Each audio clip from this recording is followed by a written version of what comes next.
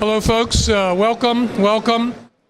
I'd like to get us going this evening. It's wonderful to see such a full room here at the Union League Club.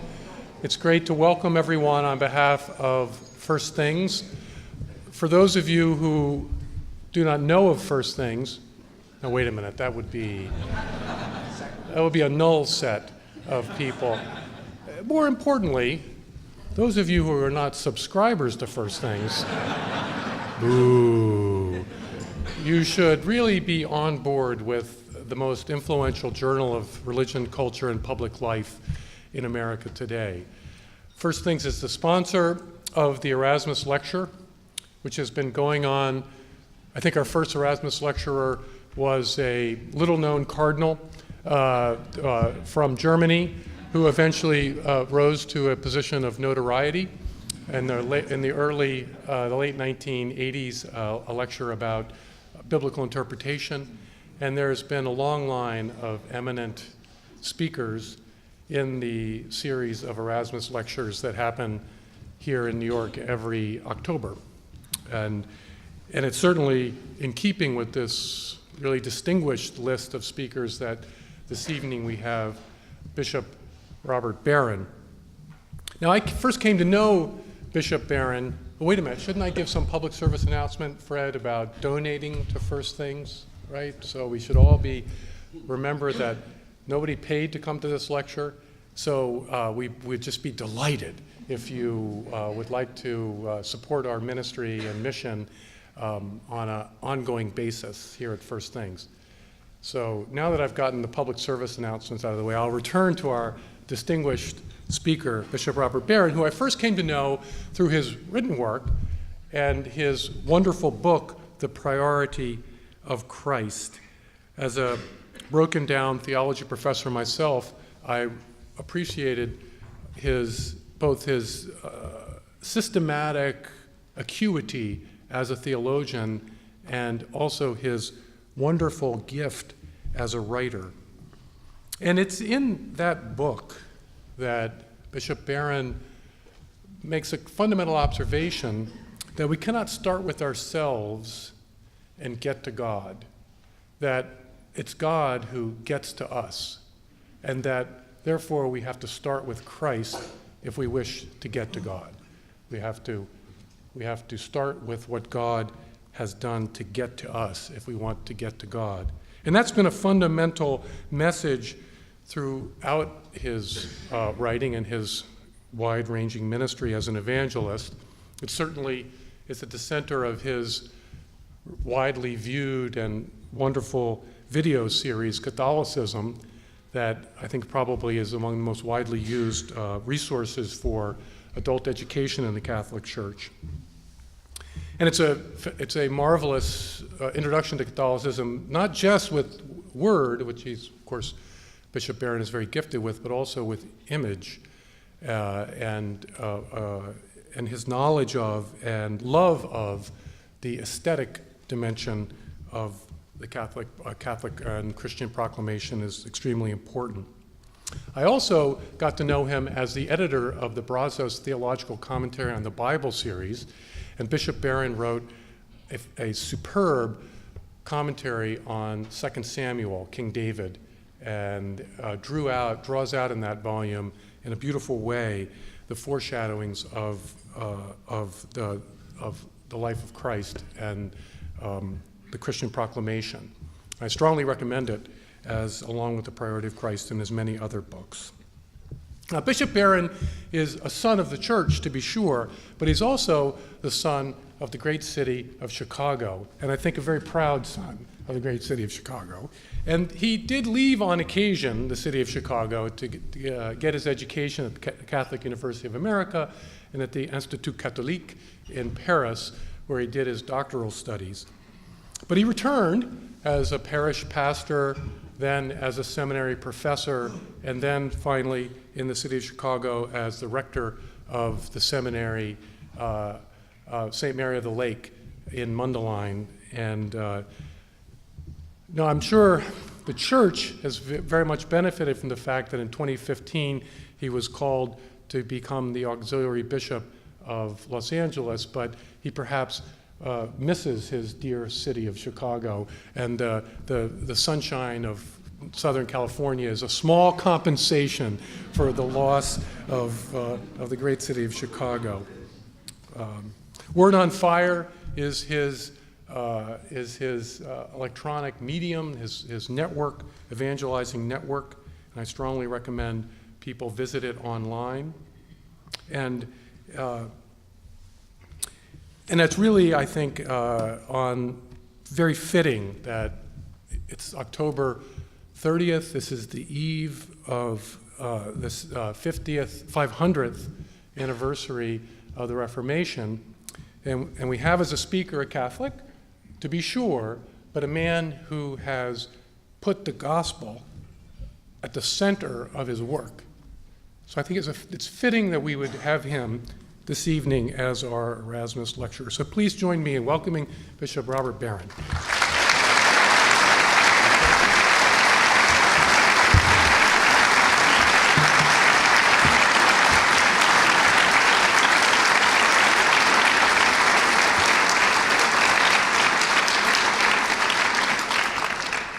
Thank you, everybody, and thank you, Rusty, for that very kind introduction. And I tell you, I'm always overjoyed to come to New York, and to be at this event is a signal honor for me.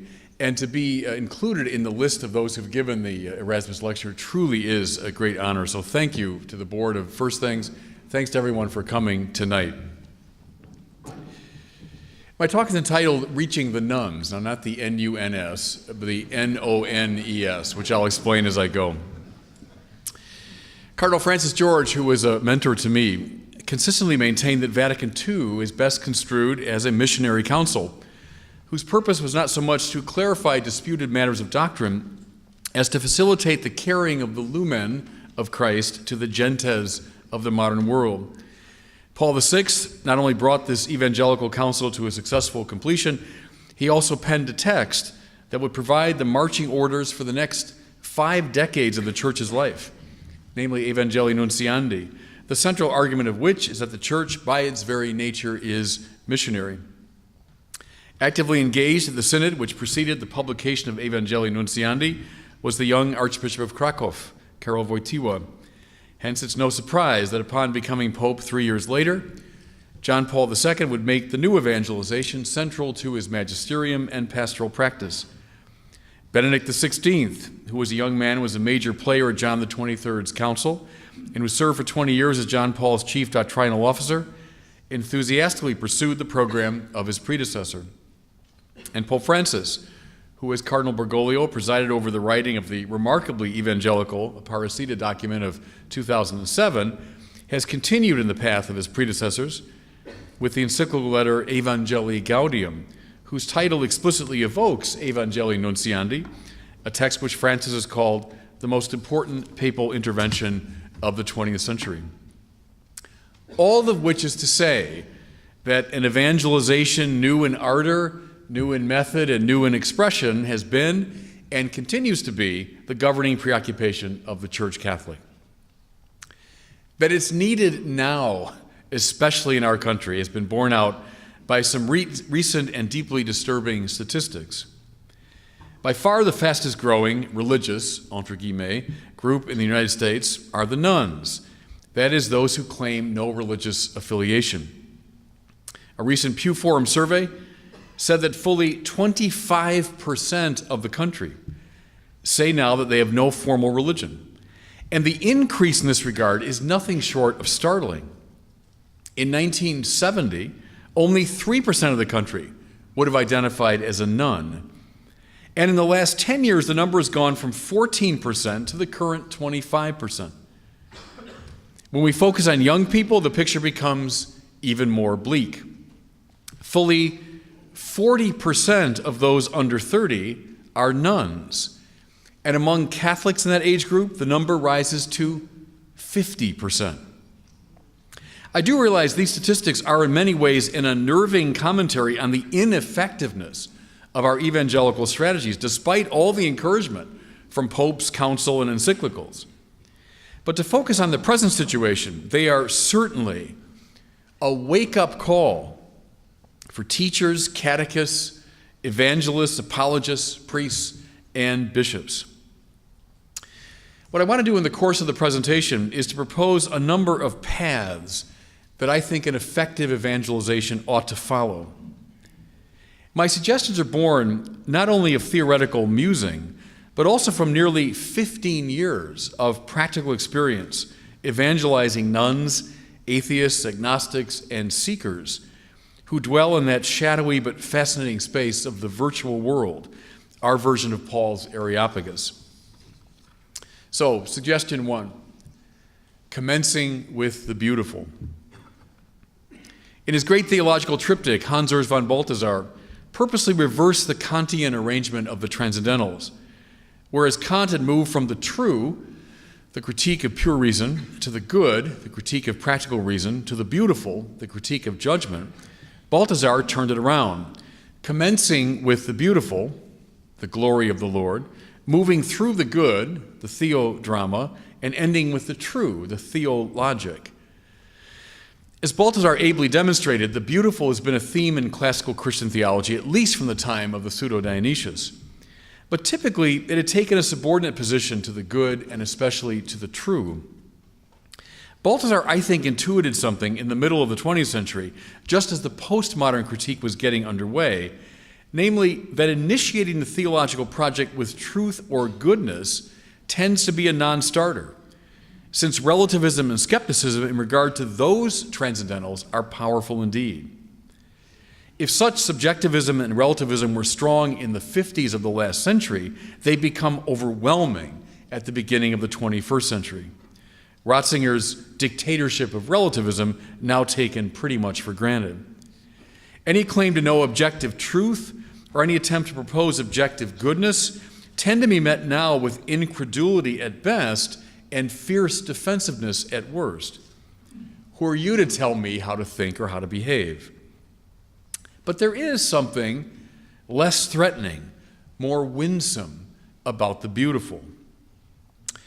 Balthasar, you know, was deeply influenced by the poet and playwright Paul Claudel, who famously experienced a reversion to Catholicism on Christmas Day while he was standing in Notre Dame Cathedral in Paris, gazing at the North Rose window and listening to sung vespers. It was not argumentation that led him to a renewed faith, but a visceral experience of the beautiful. We find a very similar dynamic in what I consider the finest Catholic novel of the 20th century, Evelyn Waugh's Brideshead Revisited. Charles Ryder, the narrator of the story, is a skeptic, a professed agnostic, convinced that religion is more or less outmoded mythology and a function of, quote, repressions and complexes. But he finds himself drawn first by the physical beauty of his Oxford companion, who in turn leads him to his family home, the country estate of Brideshead. St. Paul referred to Christ as head of his bride, the church, and thus the stately manner is evocative of the church in its various dimensions. Recalling his first summer sojourn at Brideshead, Charles remarks, quote, "It was an aesthetic education to live within those walls."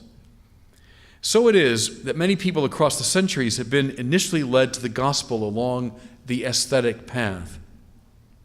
As the novel progresses, we see Charles drawn into the moral world of the house and finally, after a long struggle, into acceptance of the truth that it represents.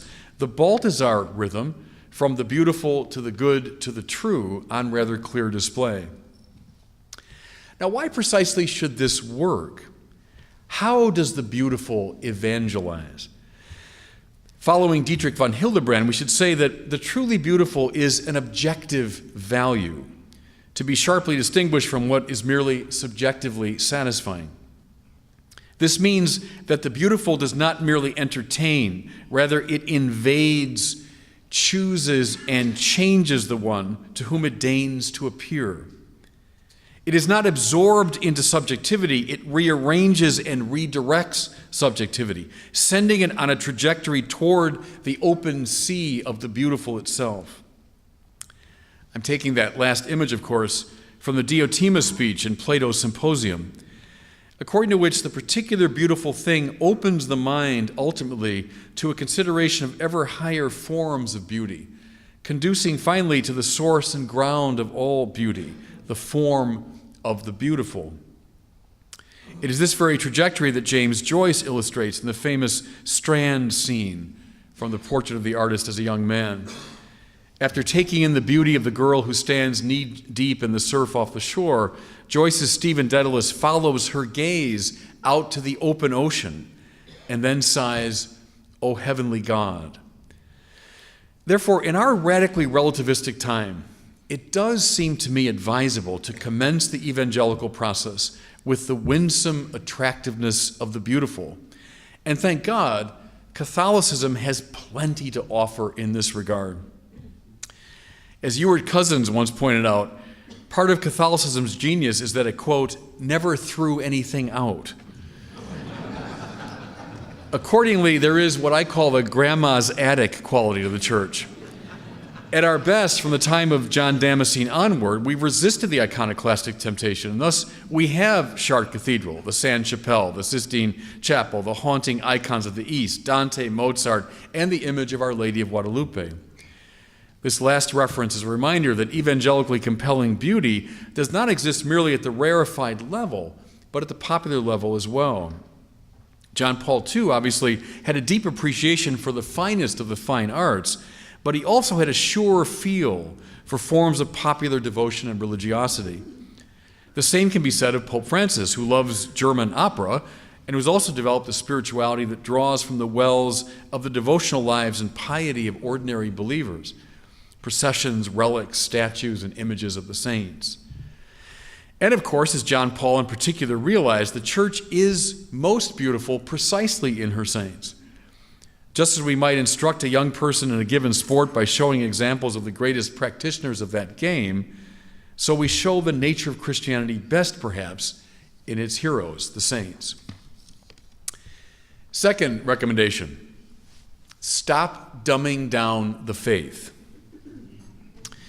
John Henry Newman said one of the principal indicators that Christianity is properly developing and not falling into corruption is that its representatives are stubbornly thinking about the data of revelation. For the great English convert Mary, treasuring the events of salvation history in her heart is the model of a faith that is consistently and seriously quaerens intellectum. At its best, the Catholic tradition has resisted Tertullian's suggestion that Jerusalem had nothing to do with Athens. Instead, it's treasured figures from Irenaeus to Ratzinger who have insisted that the dialogue between faith and reason is indispensable to the evangelizing mission of the church. In the middle of the 20th century, in the Catholic world, there was an extraordinary renaissance of Catholic intellectualism across a variety of disciplines. One thinks of Waugh, Graham Greene, Thomas Merton, Flannery O'Connor, Georges Bernanos, Balthazar, Fulton Sheen, Dorothy Day, and many others. Furthermore, the documents of Vatican II were produced by the cream of the intellectual crop of mid-20th century Catholic philosophy and theology. One thinks of de Lubac, Danielou, Ratzinger, Congar, Rahner, to name just a few.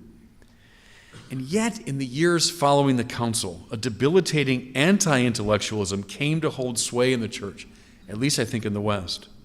And I know this, by the way, not from books of sociology, but from very direct experience. For I came of age precisely in this period. To make the faith accessible through appeals to common experience and to emotion was the preferred catechetical method. And within the properly theological context, the experientialism of Schleiermacher and his disciples was all the rage. Accordingly, during this, what I call banners and balloons period, biblical distinctiveness and theological precision were, to state it mildly, underplayed. If I can cite Cardinal George again, some years ago he showed me his 4th grade religion book from the 1940s. My jaw dropped at the complexity, intellectual rigor, and technical vocabulary on offer, especially when I compared it to the texts that my generation read for religious instruction. The dumbing down of the faith has been a pastoral disaster, significantly contributing to the mass exodus of now 2 generations from the church. A childish, intellectually shallow religion simply cannot stand in the face of the trials of life and the questions of an adult mind. One of the most deleterious consequences of this anti-intellectualism was an almost total compromising of the apologetic art within the context of evangelization. My generation was indoctrinated to consider apologetics as anti-Protestant, arrogant, hostile to the culture, defensive, rationalistic, etc. And this indoctrination was accompanied by a naive embrace of the wider culture, as though reading the signs of the times was tantamount to accommodating oneself to them. The world sets the agenda for the church was a typically wrong-headed watchword of that time. When significant segments of the culture turned dramatically against the faith in the wake of the sex abuse scandals and the events of September 11th, we were left, in most cases, defenseless against our enemies. For evidence of this, witness the pathetic performance of the vast majority of Christian spokespeople against the sharpest of the new atheists. One of the very few happy exceptions, I think, is William Lane Craig, an evangelical who draws intelligently indeed from the Catholic philosophical tradition. What is desperately needed if the work of evangelization is to move forward is a new apologetics. Drawing on years of frontline engagement with a skeptical culture, I'd identified 5 major areas of focus: the doctrine of God, the interpretation of the Bible, theodicy, religion in relation to violence, and religion in relation to science. Now, later in the paper, I'll say a few things about the theology of God, but for now, I want to concentrate simply on the last of those 5. For in the Pew Forum study I referenced above, it was listed as the number one reason why people, especially young people, are leaving the Christian churches. It's sadly becoming an axiomatic assumption among many that religious faith is simply incompatible with a scientific worldview. As philosophy at the university level has degenerated into deconstruction, relativism, and nihilism, and as literary study has devolved into political correctness and trigger warnings, the hard physical sciences remain in the minds of many young people the sole reliable bearers of truth about the world. And overwhelming numbers of them have brought the critique offered by the scientific establishment that religion is at best a primitive and now outmoded version of science. Read Dennett, Dawkins, Harris, and company if you want the details. And I can testify from lots of direct engagement with the contemporary culture that the disciples of these new atheists are thick on the ground. And mind you, these young devotees have not been hugged into atheism, they've been argued into it. We have to argue them back into our position. The most fundamental problem in this regard, I see it every day, is scientism, the reduction of all knowledge to the scientific form of knowledge. The smashing success of the physical sciences and their attendant technologies have understandably enough beguiled many of the young into thinking that the scientific method is the sole legitimate route to truth, and that anything lying outside their purview is tantamount to nonsense or to fantasy. The effective disappearance of philosophy as a mediating discipline between science and religion has had a very negative effect on epistemology in general. For when philosophy was construed as a legitimate bearer of truth, people saw that a discipline could be non-scientific and yet altogether rational. Given the self-destruction of philosophy, religion seems, a fortiori, relegated to the shadows of irrationality and superstition. Now, scientism is, in point of fact, a rather silly position to hold, for it's operationally self-refuting. It can in no way be proven through the scientific method that the scientific method is the sole route of access to truth. Moreover, as I frequently endeavored to show in my apologetic work, people readily, though without averring to it consciously, accept drama, painting, literature, and philosophy as not only diverting, but as truth-bearing. Though they're anything but scientific texts, Hamlet, the Symposium, the Wasteland, teach truths about the world, destiny, human psychology that could not be known in any other way. I've also found a good amount of traction demonstrating that the modern physical sciences emerged when and where they did, precisely because of a Christian thought matrix. As a number of theorists have maintained, 2 assumptions are essential to the development of the sciences, namely that the world is not divine, and hence can be investigated and analyzed rather than worshipped, and that the universe is intelligible, and hence in correspondence with an inquiring intelligence. Both of these assumptions are corollaries of the properly theological doctrine of creation, which insists that the world is other than God and that it is endowed in every dimension with intelligibility, since it was thought into being by a person. Ratzinger signaled this connection by drawing our attention to the word recognition, literally recognition, implying that every act of knowledge on our part is a rethinking of what had been antecedently thought by a higher intelligence. If this last point is true, then religion is not only compatible with science, in a real sense, it's the condition for the possibility of science. I believe that addressing this issue, above all, should be the priority for a new apologetics. Third suggestion: learn again how to tell the great story of Israel. N.T. Wright has argued that most of the Christology of the past 200 years, both Protestant and Catholic, has been largely Marcionite in form. That is to say, developed in almost complete abstraction from the Old Testament. Consider Schleiermacher's presentation of Jesus as the human being with a constantly potent God consciousness, or Kant's account of the archetype of the person perfectly pleasing to God, or Bultmann's paragon of the existential choice, or Tillich's appearance of the new being under the conditions of estrangement, or Ronner's insistence that Christology is fully realized anthropology. All these approaches, fascinating as they might be in themselves, are completely intelligible apart from the dense texture of Old Testament revelation and expectation. But when Jesus is presented in this manner, he devolves in short order into a sage, an exemplar of moral virtue, or a teacher of timeless truths. But evangelization, the declaration of the Evangelion, good news, has precious little to do with any of this. It has to do with the startling announcement that the story of Israel has come to its climax. Or stated a bit differently, that the promises made to Israel have been fulfilled. Not to get Israel, therefore, is not to understand why in the world Jesus represents such good news. Now, fully to develop this idea would require a number of books.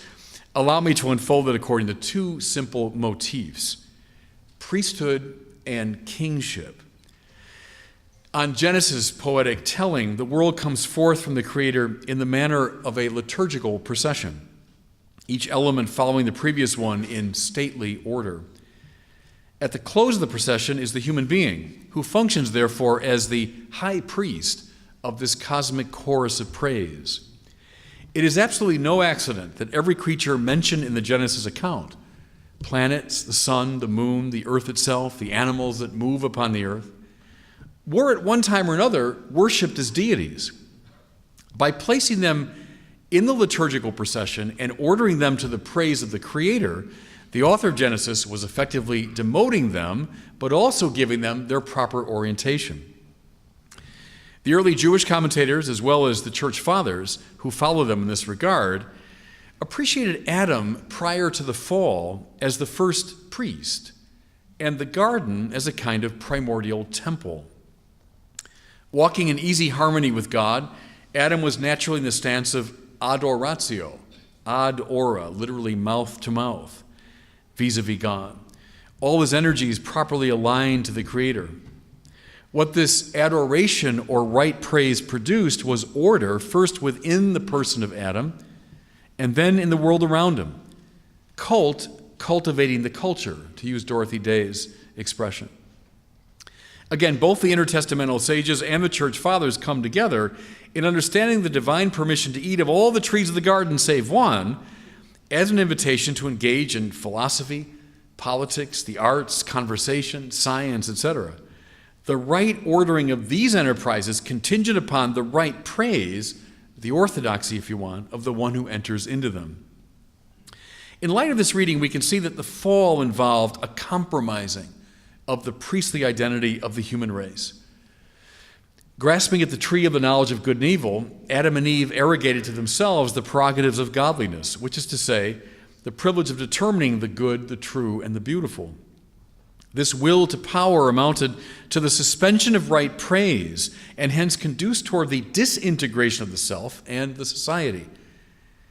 The antagonism not only between Adam and Eve, the woman made me do it, but also between humanity and nature, the snake made me do it, symbolically suggests that the harmonization of all elements of creation through the rightly ordered priesthood of Adam has been fatally compromised.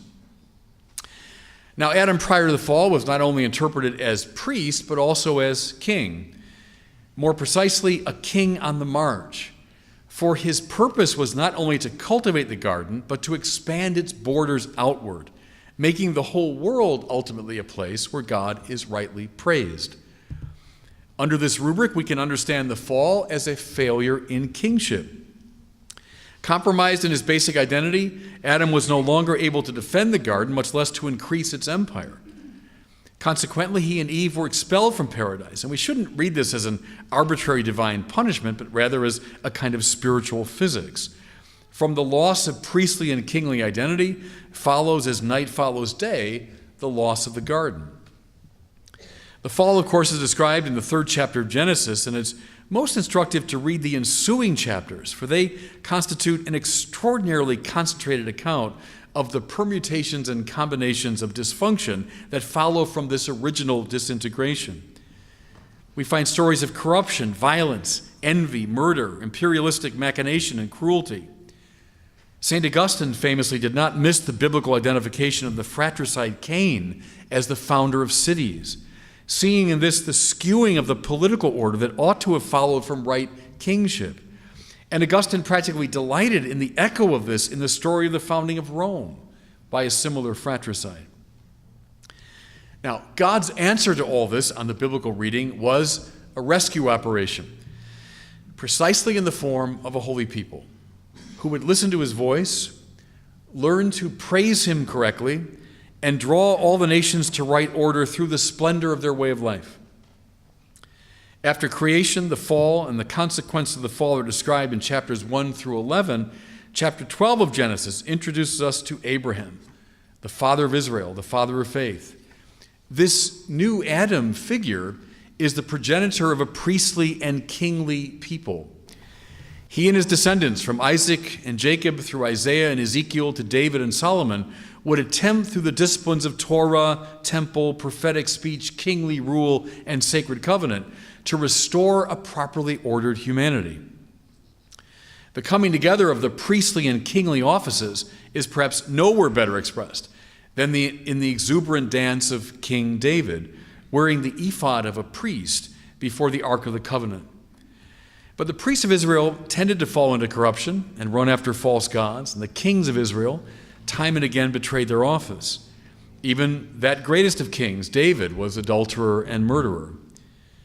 Much of this dissolution is summed up in Ezekiel's devastating vision, recounted in the 10th chapter of his prophetic book, of the Shekinah, the glory of Yahweh, up and leaving his temple and moving toward the east. But the enduring hope of Israel is expressed in that same prophet's prediction that one day the glory of the Lord would return to his temple, and on that day water would flow forth from the side of the building for the renewal of creation.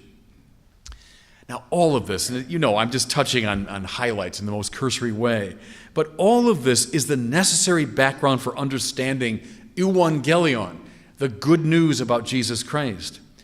The New Testament writers and charismatic preachers of the first century consistently presented Jesus not according to philosophical systems, but katatagrapha, according to the writings.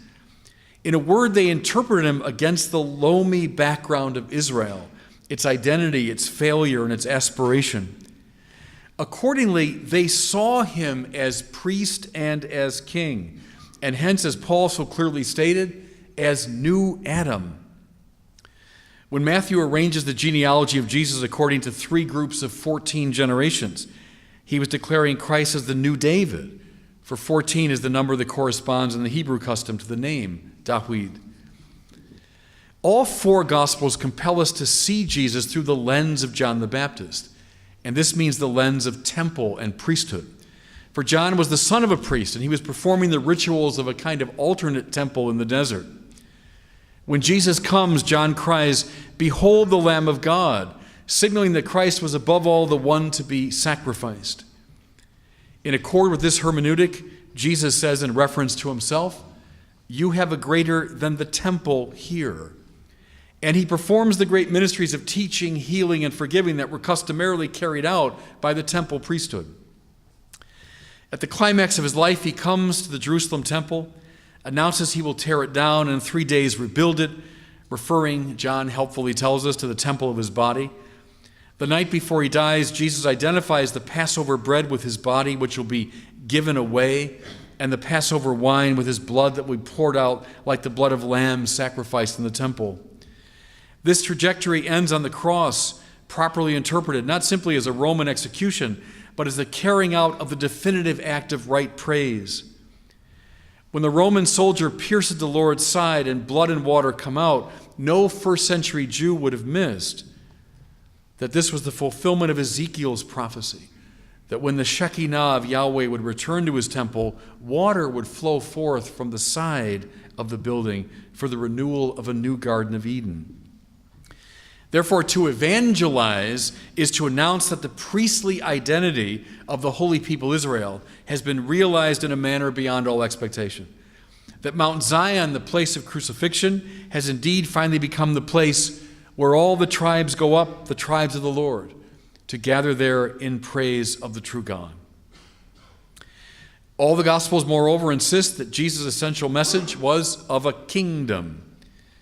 In Mark's version of Christ's inaugural address, the Lord says, "The time of fulfillment is now. The kingdom of God is at hand. Repent and believe the good news." If the kingdom has come, then the king, the new David, must have arrived.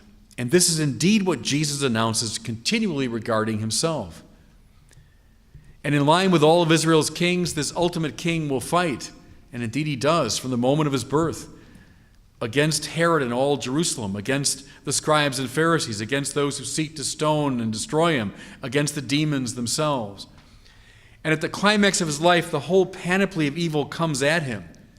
Hatred and cruelty, violence, injustice, stupidity, institutional corruption. On the cross, he fights, but not in the worldly manner, meeting fire with fire, but rather swallowing all of it up in the divine mercy. The victory would be complete when the risen Jesus would say to those who had abandoned and betrayed him, "Shalom." What the first believers came to understand was that God's love is greater than anything that is in the world, and therefore they were willing to hold up the cross, which was meant to terrify Rome's enemies into submission, to hold it up as a sort of taunt. One might distill the earliest charismatic preaching as, "Caesar killed him, but God raised him up." This made Pontius Pilate, in a delicious irony, the first evangelist, for he put over the cross a sign in the 3 major languages of that time and place: Jesus of Nazareth, King of the Jews. Any first-century Jew would have understood that the King of the Jews would be, by extension, the King of the whole world. And this is precisely why Rabbi Shaul, once he had met the risen Jesus and had become the Apostle Paul, conceived the mission to tell the whole world that it had a new king. Hence his constant message, Jesus Kyrios, Jesus is Lord, meant as an ironic challenge to the oft-used phrase, Kaiser Kyrios, Caesar is Lord. Of course, it landed him frequently in jail because they knew exactly what he meant. Once again, this evangelical claim, Evangelion, and its accompanying mission make not a lick of sense apart from the story of Israel. If we don't know the story of Israel, we will not declare Jesus as good news. Just a few years ago, the daughter of one of my Word on Fire colleagues came to my office in Chicago. Her mother said, "Tell Father Barron how much you know about Star Wars." With that, an 8-year-old girl launched into a stunningly detailed account of the Star Wars narrative, involving subplots, extremely minor characters, thematic trajectories, etc. As she was unfolding her tale, all I could think of were the myriad educators whom I've heard over the years assuring me that young people could not possibly take in the complexities, convoluted plot twists, and strange names found in the scriptures. I don't know about you, but I don't think Methuselah and Habakkuk are any more puzzling than Obi-Wan Kenobi and Lando Calrissian. And this 8-year-old hadn't the slightest problem remembering those latter two and how they fit into George Lucas's narrative.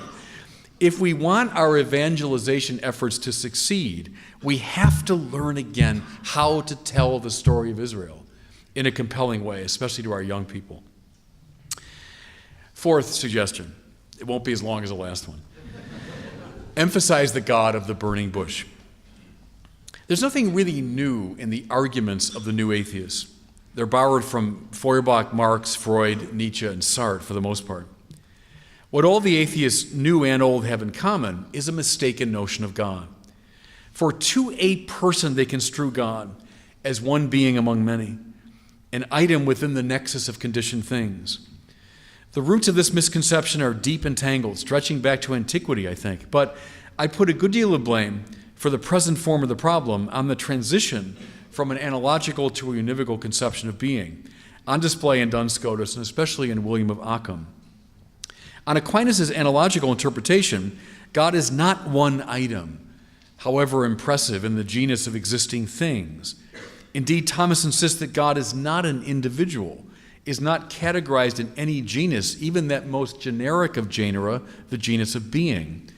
God is not so much en summum, highest being, as ipsum esse subsistens, the sheer act of to be itself.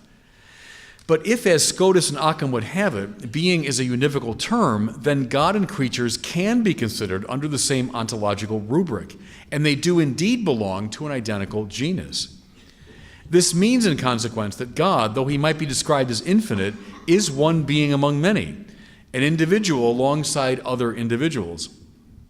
Occam would state the principle with admirable economy of expression, praeter illas partes absolutas nulla res. Outside of these absolute parts, there is nothing real. All the world and God, the biggest being. Now, I realize this might seem the very archetype of pointless medieval hair-splitting, but on this point hinges a great deal indeed, in my judgment. On the analogical reading, typical of Aquinas, all of finite reality participates in the fullness of the actus essendi of God, and hence God and creation cannot be construed as rivals, since they don't compete for space, as it were, on the same ontological grid. But on the univocal reading, God and creation are competitive, and a zero-sum game does obtain in their regard. The Reformers were massively shaped by the nominalist views that came up from Occam, and they therefore inherited this competitive understanding of God and the world. Evident, I would argue, in much of the speculation concerning justification, grace, and providence. If God is to get all the glory, the world should be emptied out of glory. If grace is to be fully honored, nature has to be put down. If salvation's all God's work, cooperation with grace has to be questioned, etc. Now, when this notion of God became widespread in Europe after the Reformation, it provoked a powerful counter-reaction, which one can see in almost all the major philosophical figures of early modernity. The threatening God must be explained away, as in Spinoza, fundamentally identified with human consciousness, as in Hegel, internalized as the ground of the will, as in Kant, shunted off to the sidelines, as in most forms of deism. In time, the God of late medieval nominalism is ushered completely off the stage by an impatient atheism that sees him quite correctly, in fact, as a menace to human flourishing. Thus, Feuerbach can say bluntly enough, das Nein zu Gott ist das Ja zu Menschen. Right? The no to God is the yes to man. It's the perfect expression of this conflictual, competitive understanding. And every single atheist since has followed him. So Sartre in the 20th century summed up the exasperation with the competitive God in the pithy syllogism, if God exists, I cannot be free. But I am free. Therefore, God does not exist. Christopher Hitchens, more recently, stated the Feuerbach view perfectly, observing that believing in God is like accepting permanent citizenship in a cosmic version of North Korea. God competing with our flourishing. Now, I find everybody in my work of evangelization that the competitive God still haunts the imaginations of many people today, especially the young. This is certainly one reason why the new atheists have found such a receptive audience. We who would evangelize simply have to become better theologians. That is to say, articulators of the truth about who God is. I suggest the best biblical image for God is the burning bush, on fire but not consumed, which appeared to Moses.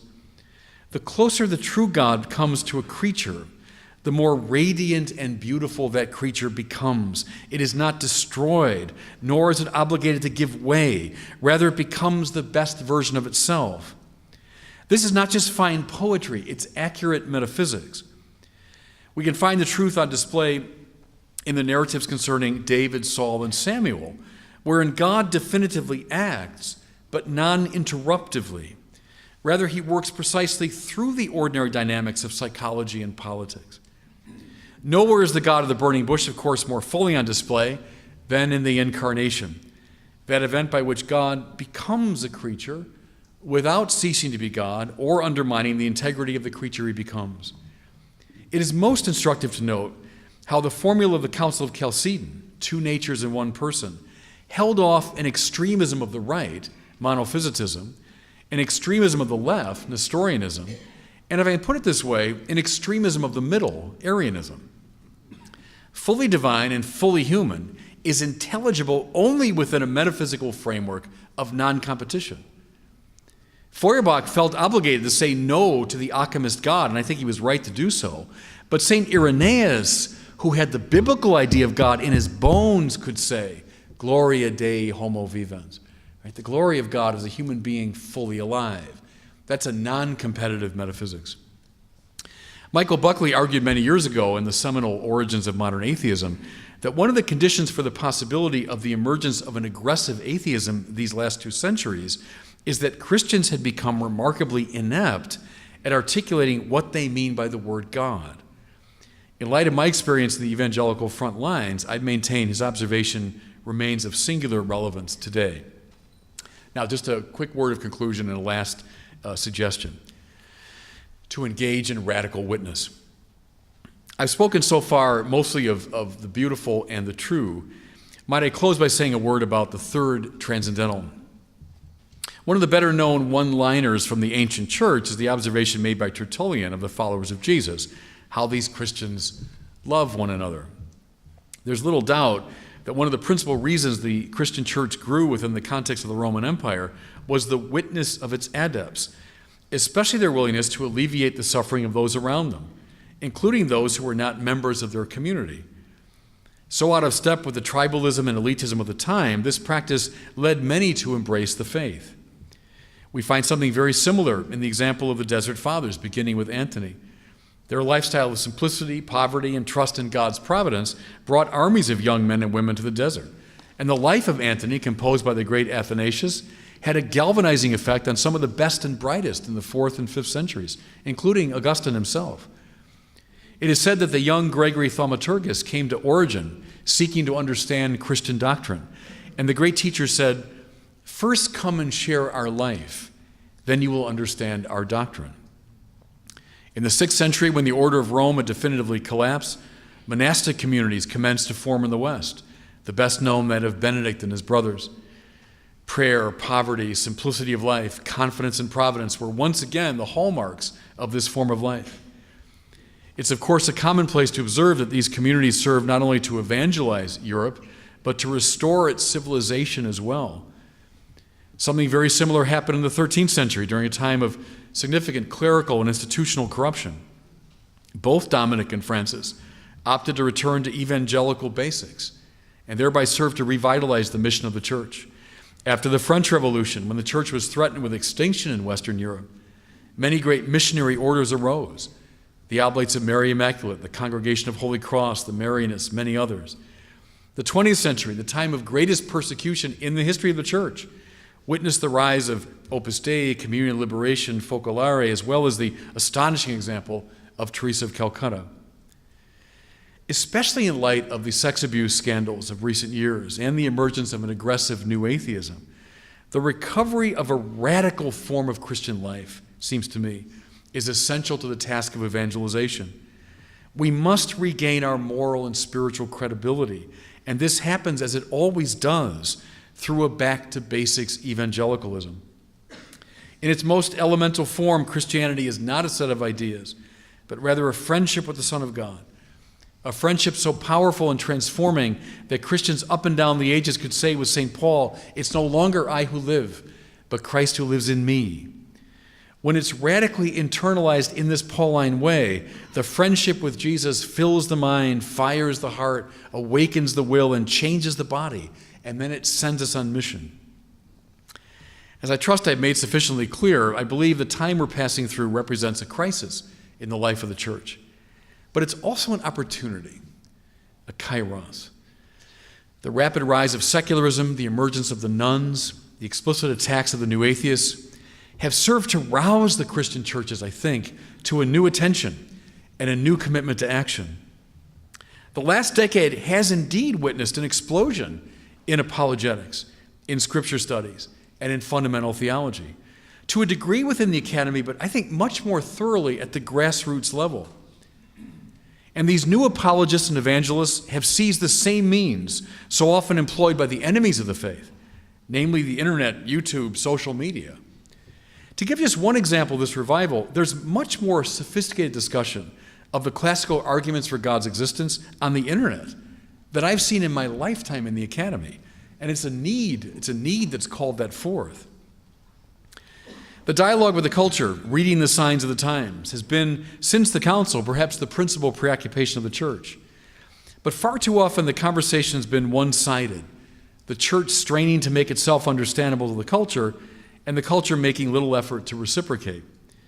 Perhaps the very hostility of certain elements within the culture today is compelling the church to revisit the treasure house of its own tradition, the Bible, the story of Israel, the saints, art and architecture, metaphysics. And perhaps it's serving as a summons to an army of smart and spiritually alert catechists, evangelists, and witnesses, willing to give their lives to the great task before them. God bless you all. Thanks for listening.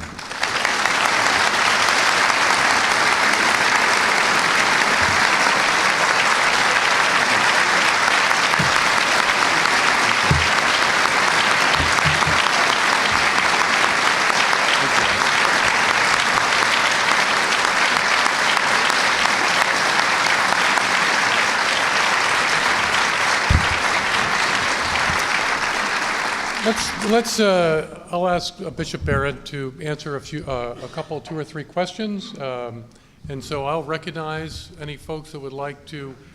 Yes, please, Leah Labresco. When I grew up as an atheist, I assumed that Christians hated me. And now as a Christian, I sometimes run into the problem when trying to show things that are beautiful of kind of feeling blocked at the first approach. Because my friends assume that if I hold to Christian orthodoxy on sexuality or abortion, I do hate them, or am sufficiently unconcerned with what they need, that I can't be motivated by anything but animus or negligence. How can we reach across that chasm of distrust? Yeah, it's good, and I face it all the time in some ways in the internet ministry. So I'll do a video or I'll write an article or something, and then comments come in. I learned early on that the comments are, Yeah. No, but I learned, honestly, to love the comments because it gave me a little traction. So people would fire back at me. Well, all right, someone that would never darken the door of a church, never come to one of our programs, but yet they're shouting at me. Well, at least I get a little traction that way. And I've always challenged myself there to respond in love because it is so tempting. When someone's coming at you with obscenity and with stupidity and so on, to just fire back. So I've always challenged myself to do that in a loving way, seeking hard to understand what they're saying and why. Because I think you're dead right, that if we don't do this in the attitude of love, we're not going to solve this problem at all. We might even beguile their minds enough to rethink something, but we're not going to bring them to Christ. Now, it doesn't mean we should be namby-pamby at the intellectual level. On the contrary, I think we should argue people back into the faith. But doing it with love is you're right, deeply challenging. We try. Yes, in the back. Hi. Please. I'd just like to know the relationship that you see between the new apologetics that you talked about and the analytic philosophy of religion that's gone on for the last 50 years. So I'm talking about works by Alvin Plantinga, Richard Swinburne. Yeah. What's the relationship that you see between analytic philosophy of religion and between the new apologetics? Yeah, in fact, I'm in a dialogue. I mentioned William Lane Craig in the talk, and in just about a couple months in Southern California, Craig and I are going to do a day together first in a philosophical exchange, and then in the evening a more general thing. And I, as I mentioned, I admire Craig very much. I'm not really sympathetic with the Alvin Plantinga approach, and I'm a Thomist, and so I think the way that stuff gets proposed is often conceptually awkward, in my judgment. So I am going to get involved in that conversation with him. I'm going to talk about the divine simplicity. I don't know if you know, there's a huge debate about that on the Alvin Plantinga side. I didn't even realize that. If you had asked me 6 months ago, I think I would have assumed, oh, William Lane Craig, of course, would hold to the divine simplicity. He most emphatically does not. And I think everything hinges on that. And indeed, if you look in that tradition, I think you'll find what I was describing is the result of a lot of that shift to a univocal conception of being. So I don't sympathize with that part of it. I sympathize deeply with, the engagement of religion intellectually in the academy. I think that's been a great thing that Plantinga and company have done. But the details of it, I'm not too sympathetic with. Yes. Hi, thank you, Bishop, for You're welcome. wonderful talk. Thank you. And I just wanted to say that when you mentioned that wonderful anecdote about the 8-year-old and Yeah. Kenobi and all that, Yeah, Chesterton, no less, came to mind immediately. yeah, When he, in his famous little quips that he said all through his life, the most profound of truths should be taught to the youngest of minds. yeah, yeah, He yeah, also said that being Catholic means you never have to be a child of this world. yeah. So these two things leapt at me. Quite right. Yeah, I think that's quite right. I hope I live long enough, at 84, to be able to see Chesterton talk in Catholic high schools. Yeah. Yeah, I mean, I completely agree with you on that, and we've dramatically underplayed what our kids are capable of in religion. I've told this story a number of times, but why in our Catholic high schools are the kids reading Shakespeare in English, and they're reading Einstein in science, and they're reading Virgil in Latin, and they're reading comic books in religion, and why? I mean, I've asked people at the major gatherings of publishers, why is that? We assume, my nephew just went off to MIT. So when he was in senior year of high school last year, I don't understand page 1 of the book he was looking at. Why aren't we giving him Chesterton, Aquinas, Bonaventure, Augustine? Why aren't we? And I don't know the answer to that, honestly, but I think we, A, dumbed it down, and then we, B, radically underplayed what younger people are capable of. And the Bible being a prime example. Oh my gosh, the Bible. Who could possibly understand that? Kids love complicated stories. Anyway. Yes. Yes, I just wondered about a good response. Sometimes you don't have a lot of time, with the nuns we've been talking about. Yeah. I don't need it. I get along without this. Why, there must be a reason. Purpose, Yeah. salvation, but this, in your experience, what's a really good response? I don't need any of this. Yeah, I get that a lot. And it's Charles Taylor's buffered self, isn't it? The self that's just got this buffer around it, and there's this no contact with the transcendent. I'm perfectly satisfied with my little life. I'm always trying to knock a hole in the buffered self with the Augustinian anthropology. Come on, your heart is restless at the rest of God. Don't tell me that with the goods of the world, you found ultimate, unending, utterly complete satisfaction. I don't believe you. And so I'll come at them with the Augustinian anthropology, because I think I'm with C.S. Lewis that it's at the best moments of life that I'm most aware of how the world doesn't satisfy me, right? So certainly in the bad moments, but in the best moments, I'm having peak experience, and then I say, but there's more, isn't there, than that? So I think you're right. Trying to tease people out of this self-complacent, buffered self is a strategy. Yes. Please. Yeah. Yeah. Are textbook materialist scientists, not professional Yeah. believers. Now, granted, there's going to be some emotional difficulty in bringing this up, but how do I even start the conversation? With someone who's a complete materialist or has scientism, as I was describing it, right? Yes, and despite my good efforts for 18 years, it only took 1 year of college to get there. Yeah. One thing is, I mentioned in the paper, is the self-refuting quality of scientism, right? Because the one thing you can't prove on scientific grounds is that the scientific method is the only avenue of truth. And so right away, you've brought philosophy into the picture. So you're making a truth claim, that's okay, but it's a philosophical truth claim. So you can't tell me on the basis of that I can't appeal to philosophy as an avenue of truth. So I think to tease someone out of that dogmatism, because it really is a sort of dogmatism. And then aren't there avenues that are non-scientific and yet rational? So I mentioned, that the collapse of philosophy in many ways has been so bad because that was a non-scientific but yet deeply rational path. But then the arts and so on convey truth, don't they? I say this to people all the time because I get that every day. No, science, that's how you know the truth. Everything else is just, fantasy or nonsense or subjectivity. Well, come on. I mean, don't you accept all kinds of artistic avenues toward the truth? So maybe kind of a teasing, cajoling can be helpful. Yes, in the far back there. Please. I've got a question about your second and your fourth suggestions. Yeah. So your second one was we should develop a better apologetic against the atheism of the scientific atheism. Yeah. And your fourth one was that we should speak about and teach the God of the burning bush. Is it one of the upshots of those two that we say to the new atheists that the God they don't believe in is exactly the one we don't believe in either? Yeah. No, quite right. Is that the church, maybe more in its Protestant forms, gets led into trying to defend against the new atheists by arguing for God they shouldn't be arguing. Yes. No, quite right. That's Herbert McCabe had that line, the great Thomist theologian, who said he was involved in many conversations with atheists. And he said, the one thing I'll ask you, could you please go first? So in our debate, could you speak first? So they would. And then invariably his opening line was, I completely agree with you. And it was making just that point, that the God that, for example, that Thomas Aquinas talks about is not the God the atheists are going after. And in fact, Thomas would agree with most of the atheists that God doesn't exist. So I think that's quite right. But see, and that's where the Michael Buckley thing comes in. We got very bad at articulating what we mean when we use the word God. And then so we fell into the trap of the atheists. Well, one more question? Yes. Please. You mentioned in the talk that you sometimes address the problem of theodicy.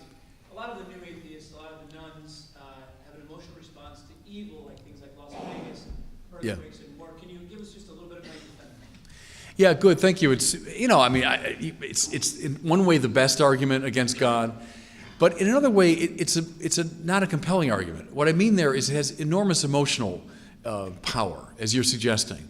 Who of us hasn't wrestled with that problem? How could God possibly allow this to happen? I felt anyone that's gone through any kind of loss knows that. But at the same time, from a rational standpoint, it's not a very compelling argument because one of the major premises of that argument would be I have a complete grasp of the consciousness and intentionality of the infinite mind of God. I'd have to know that clearly to say that doesn't make any sense. There's no justification for that. How could you possibly know that? And that's a standard bit of our apologetic, but I think what they're driving at is from a rational standpoint, it's just not a very good argument. Though it's felt, I totally admit that. I subscribe to it. It's emotionally powerful, but it's not a rationally compelling argument, it seems to me. Please join me in thanking again.